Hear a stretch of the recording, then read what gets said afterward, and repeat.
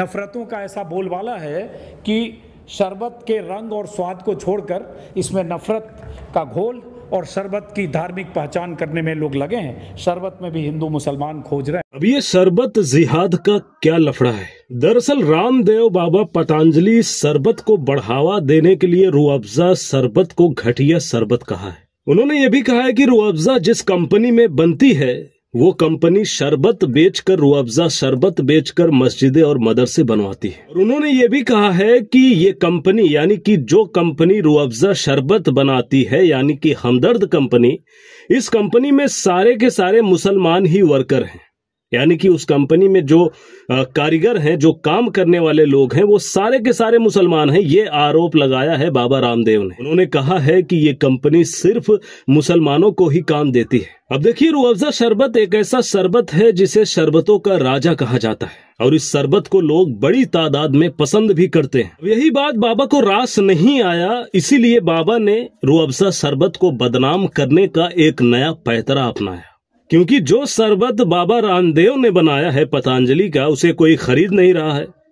रूह अफ़ज़ा शरबत के मुकाबले इसकी बिक्री बहुत ही ज्यादा कम है। अब चलो ठीक है, बाबा रामदेव ने रूह अफ़ज़ा शरबत में बहुत सारी कमियां तो निकाल दी, लेकिन इसकी सच्चाई क्या है, आइए विस्तार रूप से बात करते हैं। सबसे पहली बात, जो बाबा ने सबसे पहला आरोप इस कंपनी पर लगाया कि इस कंपनी में सिर्फ मुसलमान ही काम करते हैं, हिंदू काम ही नहीं करते हैं। बाबा का ये आरोप सरासर गलत साबित हुआ। जब इस कंपनी का सर्वे हुआ तो पता ये चला कि जो इस कंपनी के 60% कर्मचारी हैं वो हिंदू हैं। बाबा की बोलती यहीं पे बंद हो जाती है, क्योंकि उन्होंने झूठा आरोप लगाया था कि इस कंपनी में सिर्फ मुसलमान ही काम करते हैं। इसके बाद बाबा का जब ये पैतरा काम नहीं किया तो बाबा ने इसे टॉयलेट क्लीनर बता दिया।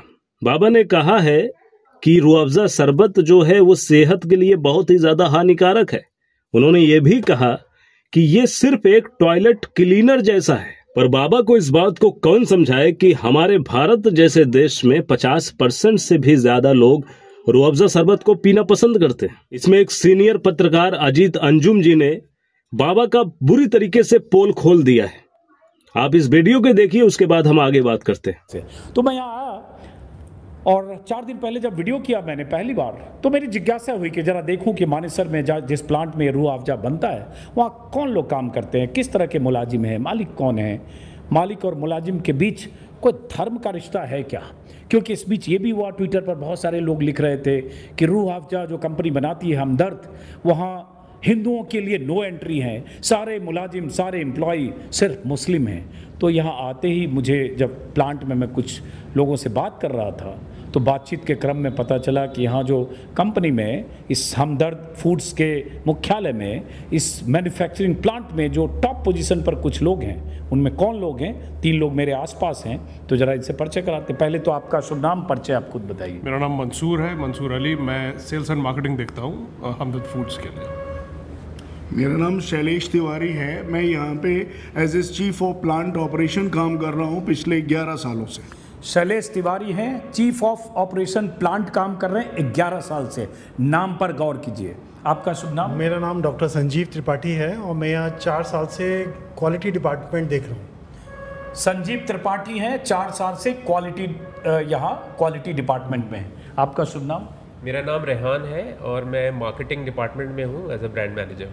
आपका शुभ नाम? नज़दीक आइए थोड़ा। मेरा नाम सचिन है और मैं यहाँ पर रेगुलेटरी एंड R&D डिपार्टमेंट देखता हूँ। पूरा नाम? सचिन पुंडीर। सचिन पुंडीर, ये मैनेजर हैं रेगुलेटरी एंड R&D डिपार्टमेंट में। तो सचिन है, शैलेश तिवारी हैं, संजीव त्रिपाठी हैं। सबका आई कार्ड भी चेक कर ले रहा हूँ, क्योंकि आज के दौर में ऐसी मुश्किल है, ऐसा दुष्प्रचार है, नफरतों का ऐसा बोलबाला, बीच में फ़ोन की घंटी बज रही है, इनको हम यहाँ रख देते हैं। नफरतों का ऐसा बोलबाला है कि शरबत के रंग और स्वाद को छोड़कर इसमें नफरत का घोल और शरबत की धार्मिक पहचान करने में लोग लगे हैं। शरबत में भी हिंदू मुसलमान खोज रहे हैं। देखिए, रामदेव बाबा अपने पतंजलि का शरबत बेचने के लिए बहुत सारा दांव खेले, लेकिन सारा का सारा उनका दांव फेल होते हुए नजर आ रहा है। बाबा इस बात से बिल्कुल अनजान हैं कि लोग उनके इस खेल को समझ गए हैं। कि यूजर ने कमेंट करके लिखा कि बाबा जो है हिंदू मुस्लिम कार्ड खेल के अपना प्रोडक्ट बेचने की कोशिश कर रहे हैं, लेकिन इसके बाद भी बाबा को समझ में नहीं आ रहा है कि भैया लोग समझदार हो गए हैं। अब आप ये हिंदू हिंदू मुस्लिम करके लोगों को गुमराह नहीं कर पाएंगे। दूसरी बात जो बाबा ने कहा था कि शरबत का जो मस्जिद मदरसे से कनेक्शन बताया था, वो बात समझ नहीं आई। बाबा ने कहा था कि अगर आप रूह अफ़ज़ा शरबत पीते हैं, उससे जो प्रॉफिट होता है उससे मस्जिदें मदरसे बनवाई जाती हैं। उसके बाद बाबा ने फिर दांव खेल दिया। बाबा ने कहा कि अगर आप रूह अफ़ज़ा शरबत को छोड़कर पतंजलि का शरबत पीते हैं तो उससे हिंदू धर्म का बहुत ही ज्यादा भला हो जाएगा। उन्होंने कहा कि अगर आप पतंजलि का शरबत पिएंगे तो इससे गुरुकुल, पतंजलि विश्वविद्यालय और भारतीय शिक्षा बोर्ड आगे बढ़ेगा।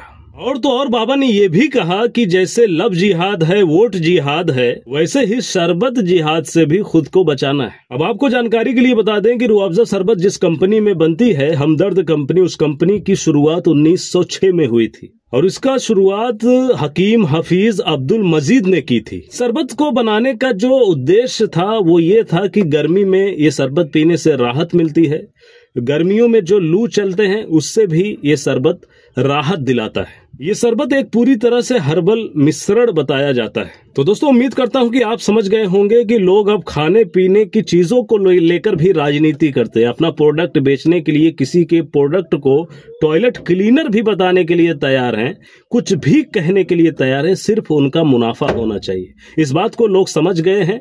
बाबा का पोल खुल चुका है। बस दोस्तों, आज के वीडियो में इतना, फिर मिलेंगे एक और वीडियो के साथ। चैनल पर नए हैं तो चैनल को सब्सक्राइब करके हमसे जुड़ जाइए। शुक्रिया।